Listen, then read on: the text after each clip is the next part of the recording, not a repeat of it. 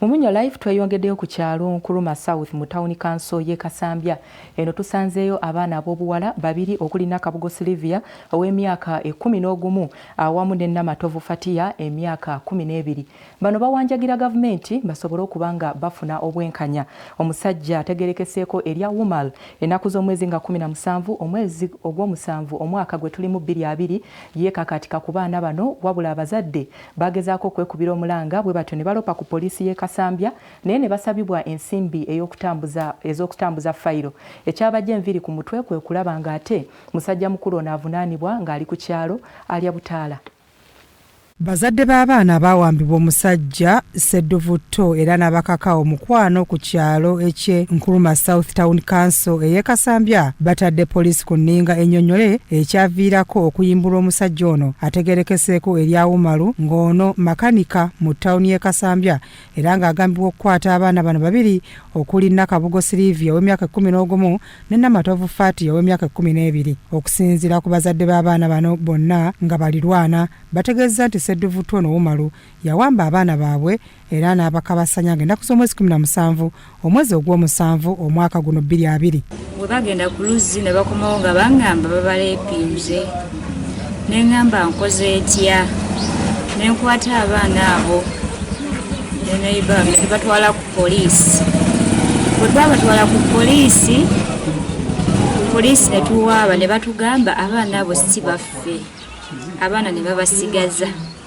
Abaana babasigaza ku poliisi ne tuddayo enkeera ne tubagamba tukomyewo ne batugamba tugenda batwala ku ddwaliro basooke babakebere oba kituufu babakozesezza.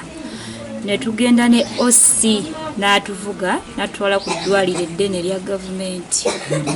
Bwe yatutwala abaana musawo Kiwalabye n'abakebera ng'abaana kituufu babakozesezza. Owa neighbor wange nga ye yayisiddwa bubi nnyo noono omulala naye nga nnyo nga musajja abayingidde nnyo. Musawo n'agamba OC mbuno abaana bano kituufu bonna omusajja abakozesezza nnyo. OC n'atugjayo ne batugamba tujje eno tewali obukebera musaayi. Ne tujja ne tugenda ku mutungo ne bakebera abaana omusaayi nga tebalina bulwadde.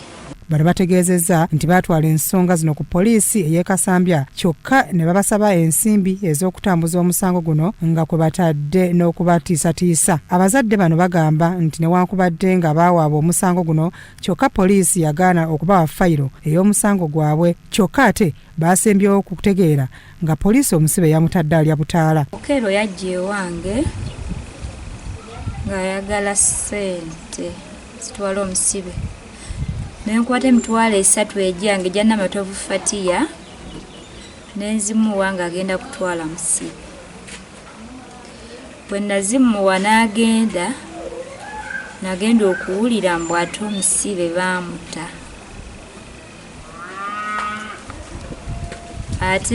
Ate n'ebitabo by'eddwaliro tebaatuwako yadde n'ekimu. Ne fayiro y'emisango tewali yadde gye baatuwako wabula baatubuzanga bubuzaabuza. Kati kyensaba nsaba okulaba nti nfuna obwenkanya mu musango gwange. N'ekyokubiri nensaba ebitongole byonna ebiyamba abaana oba bisobola okunyambako binyambeko kubanga abaana bano obudde bonna balya nnyo okusinziira ku ddagala ne baabawo n'okunywa era obulamu bwabwe bulabika buli mbatikka. Ekiba kisoboka nga oli asobola okumpa obuyambi obwo mbwaniriza n'essanyu lingi nnyo. Bo abaana abaakakibwa omukwano balumiriza Wumalu okubawamba era n'abakozesa ebyensonyi. Kati abaana bano bawanjagidde gavumenti ebayambe ekwate SSEDDUVVUTO ono. Enesa gavumenti buli musajja amutukwatira agenda kutandika okutulunya abaana balala. Balisaba bamusibe paka waalifiirayo.